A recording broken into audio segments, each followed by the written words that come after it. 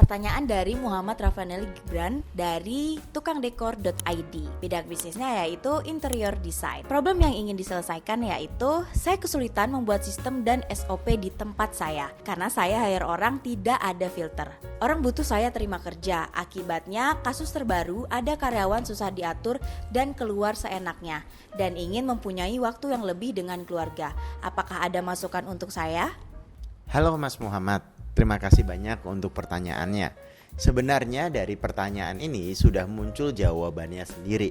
Itu sangat bagus. Dikatakan bahwa dalam pertanyaan yang baik sudah terkandung jawabannya.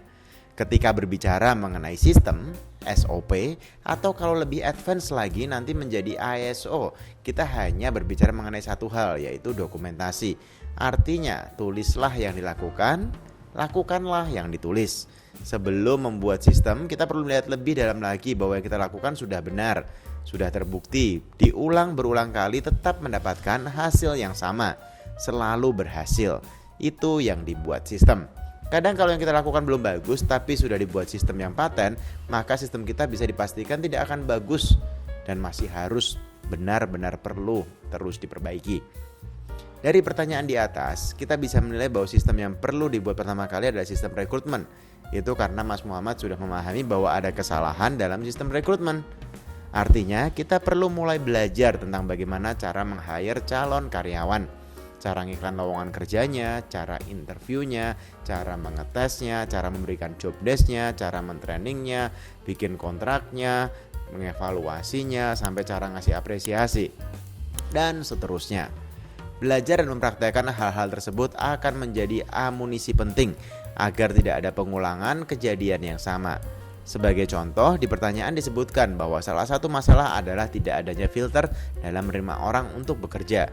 Sekarang berarti Mas Muhammad bisa mulai membuat filter tersebut, membuat kriteria, syarat minimal untuk diterima.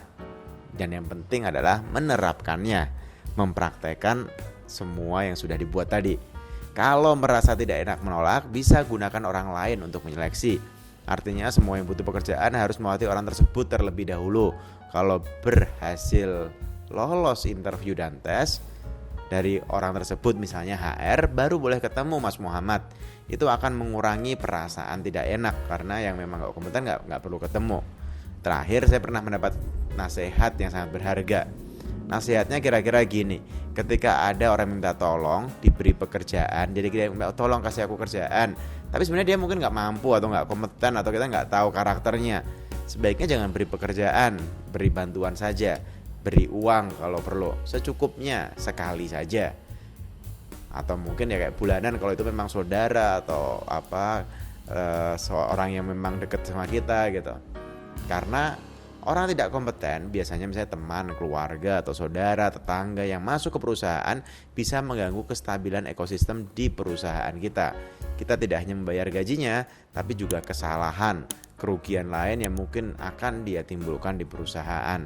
Baik itu secara material maupun non material, misalnya suasana kantor yang tidak kondusif atau misalnya jadi toksik. Jadi mending kejam di depan tapi kita enak di belakang. Thank you.